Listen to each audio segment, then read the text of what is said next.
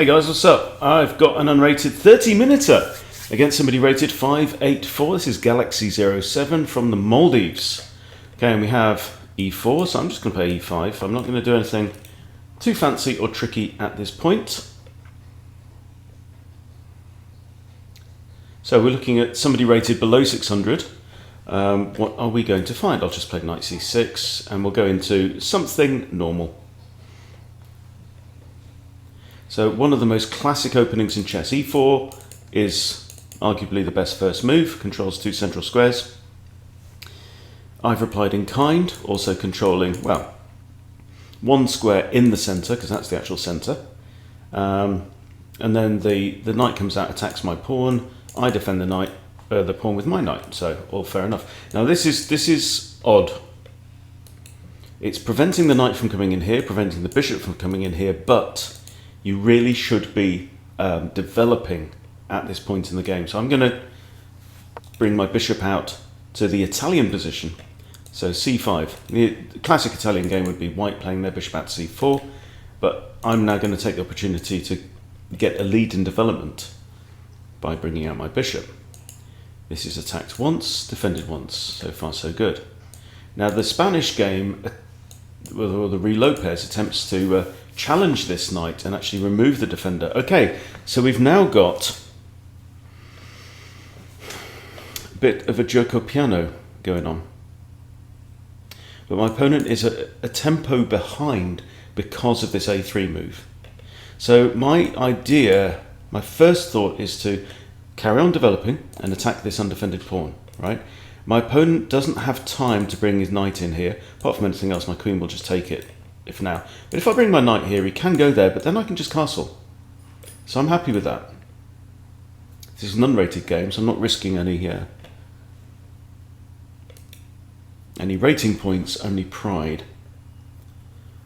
And the next logical moves will be castles, get the rook over to f8, and d6, more than likely. Okay, so they've pushed that. So I can push d6 now. No reason why not. So they may be thinking about coming out here with a bishop pin. That's all fine.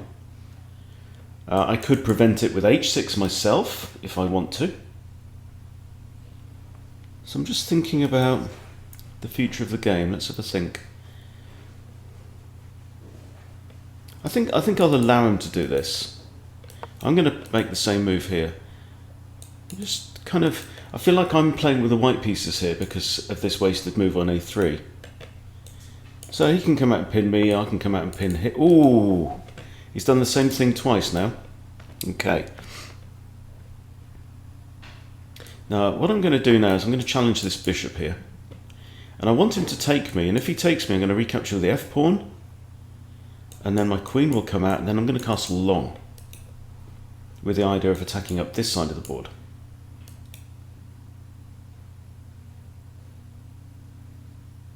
But quite a few people say that they prefer the long format games. I have to say my opponent's playing pretty well, apart from these two slightly suspect moves. And the problem with these moves is they're slow. And what do we mean by slow? Well, what we mean is that he's used a move to push a pawn forward in a prophylactic move, but what he hasn't done with those moves, he's had 6 moves so far, right? He's used 2 of them to push pawns and defend squares from bishops and knights, right? However, he didn't really need to do that, because if my bishop came here, then he can push h3, right, and put the question to the bishop. And if bishop takes, knight, queen takes. And he's got a piece out in the board and I haven't, right? Same kind of deal on this side. Obviously without queen takes. But this kind of premature prophylaxis is slow, right? So what he hasn't done is, look, I've got 1, 2, 3, 4 pieces in the board. He's got 2. That's the difference. So I'm now looking at this. And right now he's toying up the tension between these two bishops. If he does nothing and just makes like a waiting move, right, so that's a development move, Okay, I can now take here, and then he has to capture away from the centre, you see. This is the difference. If he took me, I get to capture with F moving to the E file towards the centre and opening up the F file, which is very nice. So I'm gonna take here, and what he's got to do now is capture away from the centre, giving me a little bit more control. It means he's got lots of control over this square once this pawn comes here. But my plan is now going to be develop the queen, probably long castle, and get my rook onto d8 lined up with the ice queen herself.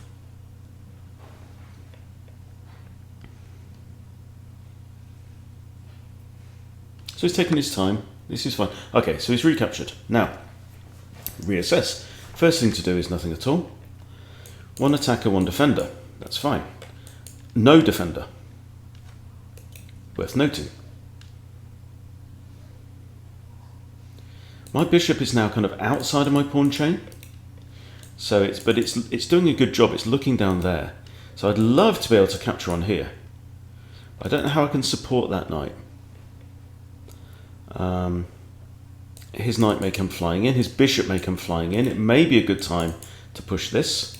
But I think I'll probably castle first.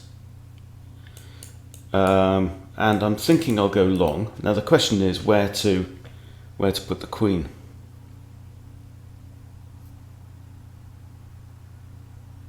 If I leave my queen on this diagonal and the bishop comes down, I kick the bishop, takes, queen takes, not a problem. Okay. And I'm not too worried about this because I can take it with a knight. It does actually undouble his pawn, so that's a slight annoyance. It actually gives him a space advantage as well if he knows what to do with that. Yeah, so that's not fantastic. So, given time, I'm going to castle and then think about improving my queen, because I'm not entirely comfortable with her there. At some point, I'm also thinking I might like to push f5. Deal with this awkward pawn that's currently defended only by the knight. See, that's the problem. Okay, he's taken. Right, so I pretty much have to recapture. Now, he should take with this c-pawn, 100%. And then I have the option of moving my knight into the centre here. But that wasn't the wisest move on my part.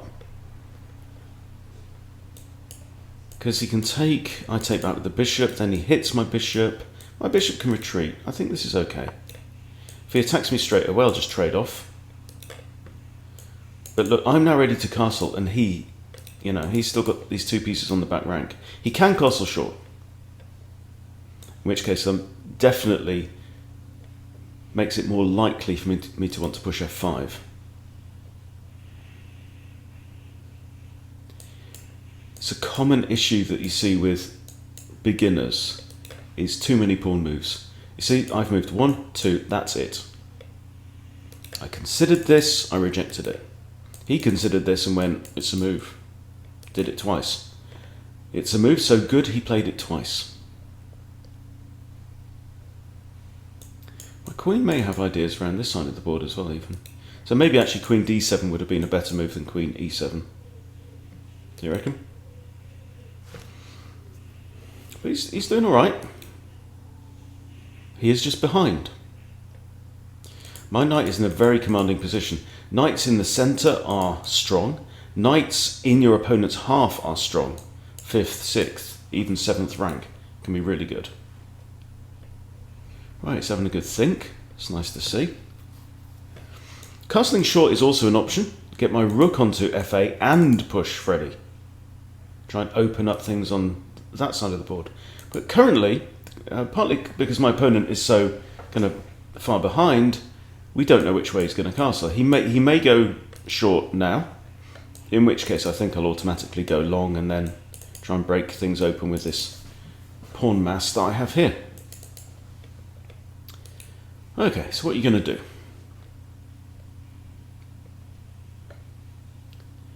If he kicks, I can't go there because queen takes, so if he kicks I'll probably just trade off. in the hope that he'll also castle short. If he castles short, this knight is very important. He's defending his position. Also, he's already got slight weaknesses on the dark squares. However, my bishop is a little bit offside for that. Any ideas about that? Because it can't get back through this dark square pawn chain here.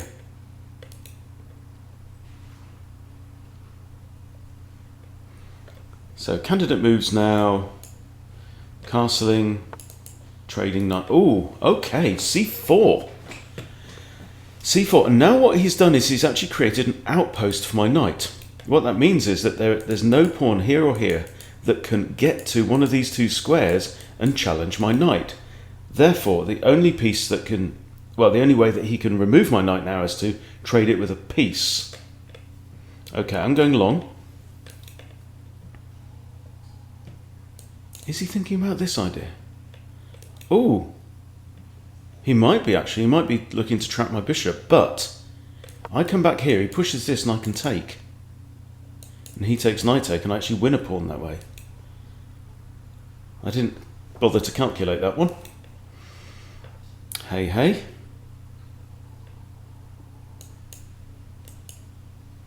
This doesn't... I mean, in a way, it removes pawns in front of my king, his pawns, which does open up lines. Okay, it's a take. Okay, I've even got queen takes, actually. Queen takes and then knight takes knight, and I'm threatening this, other than queen's going to recapture. But if pawn takes here, I think queen takes is not a bad thing. Because this queen is slightly awkward, so we're in the middle... Well, I'm in the middle game, he's not.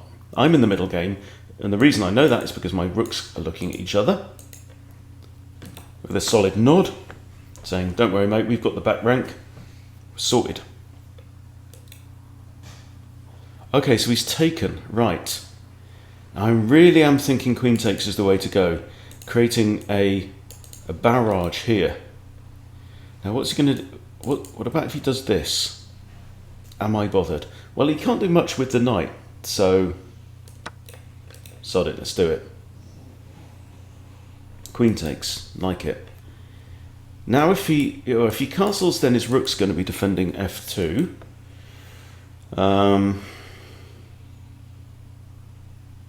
If he takes my knight, I'd probably recapture with the queen. Yeah, we were kind of expecting that move, that's not a problem.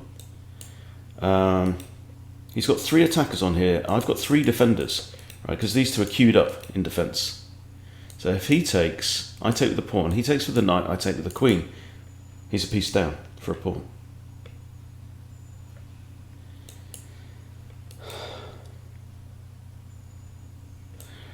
My instinct is telling me that f5 should come. f5, do I even allow him to take here? No, let's line up a rook. Let's just line up a rook first. And even like this idea. g6 preparing f5. Then if he takes, I can recapture, and we've opened up a line towards there. See, this king is not castling that side. We even got like this idea. This is a check. I'm still defending the knight. I'm giving check. I'm attacking the rook. He just blocks with the queen, does he? With the bishop. Then I can take here. Queen can't take, because if my queen's on here, I can grab the rook. In fact, both rooks, probably. That's a thought. I've even got bishop here, check. Got knight here, check. So even though that actually exposes my queen, doesn't make any difference because he's in check. So taking my queen doesn't get him out of check, so he can't play it. You've got to get out of check if you're in check. It's the law. I've even got this. Ooh, ooh. You see how all these options have just appeared magically? And there's a reason for that. The reason is that I've activated my pieces. I'm putting them in active places where they've got line of sight against interesting things, right? He still isn't castled, so this rook isn't in the game. This rook really isn't in the game. Both my rooks are kind of centralized now. All right, he has castled. Now, if I take here, we're going to get queen takes, and then my queen's under threat. But this changes a lot of stuff. We've still got 3 defenders, 3 attackers on the knight. Takes, no, he doesn't lose a piece, does he? Takes. Oh, there he would lose a piece, yeah, if he continues. So I'm inclined to play f5 now, with the idea of pushing on. There's no check now, so that was a good move. He's got himself out of all the checks apart from this one. If I take that, we're going to have queen takes. Then my queen needs to retreat. Still defends this bishop. He's doing all right there, though. So what about f5?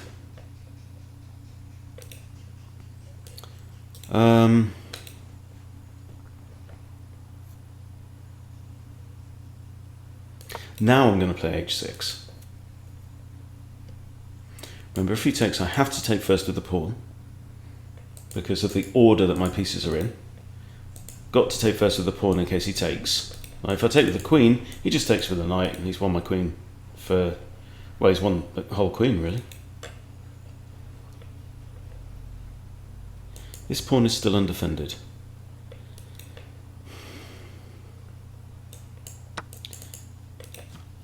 And so's that one. Well spotted, my son. Okay, interesting now. Yeah, well done.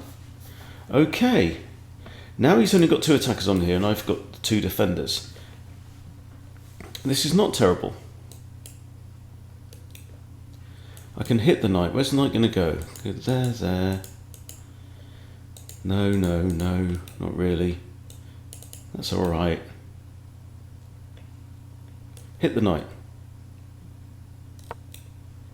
Because this pawn behind it is also undefended.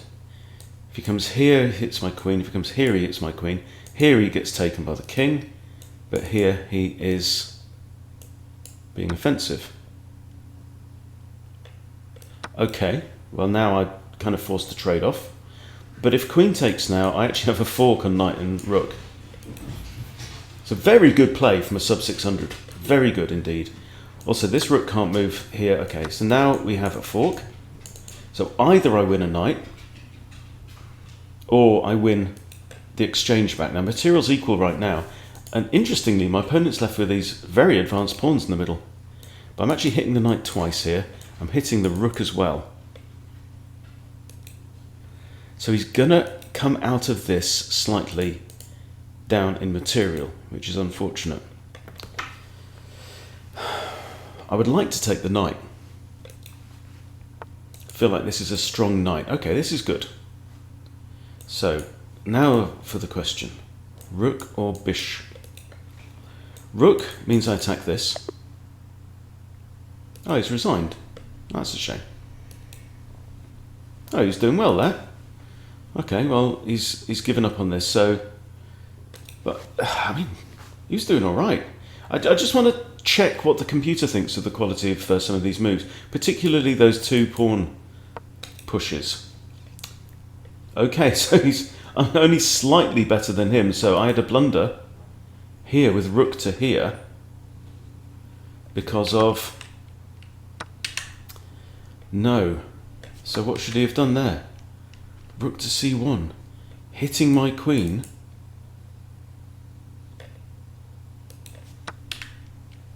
So here he could have played rook c1. Ah. Oh, yeah. So it's only, and this is a big problem when you're playing lower rated people, right? So if the rook had come to here, attacking my queen all down the c file, my queen has to abandon the defense of the knight. Then the knight's attacked twice and only defended by the bishop. So I could have grabbed a pawn, but yeah, wow. So he's saying I should have moved my queen here. Wow, interesting. So I had 2 blunders. So here I'm completely winning. That was a blunder. Yeah. So I moved my rook across. Had I noticed this fork at that point? Maybe not. I think I might have noticed that on the next move, but...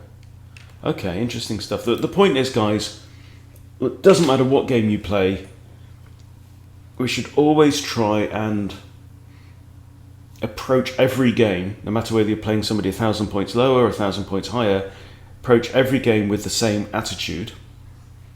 And here, clearly, I wasn't at my sharpest, because I was assuming that I was going to pick holes in my opponent's play, but in the end, I left some massive, great holes of my own. But the point is, look, taking the Zen approach, every game's a lesson. There's lessons to be learned from this, right? I mean, if nothing else, this is a threat, right? I said that I had 2-3 defenders on this knight, but what I didn't then go on to ask is, can my opponent divert any of my defenders away from the defense of that knight? Answer is yes, he could. Need to sharpen up on your tactics, hunty. Yeah, so a good move here would have been queen there with check, and we'd have avoided some of those issues. So let's just look at this from here. It's saying queen here would have been best. If bishop takes, I've got a check here, for example. So I'm assuming bishop blocks. No, so that would have been a mistake because of knight. Oh, I've got this anyway. This fork anyway. Now queen can't take.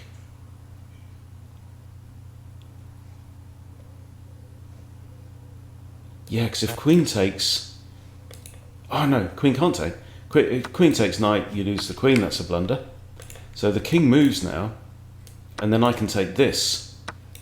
And I'm up. I've basically won a full rook. Okay, this is great. The point is, do this with your games. Doesn't matter how crap a game, feels at the end of it. Go back and look at the analysis, because there's gold. In any game, there is gold to be found. What did you miss? I guarantee we all miss something in 99.9% of games. The lessons are there for free to be learned. Just do the damn analysis. Okay, and that's all I have to say about that. Okay, so that's it. Interesting little game, and well done to Galaxy 07. Rated, below 600, did a very, very good job. So congratulations, and thank you for watching, and I'll see you soon.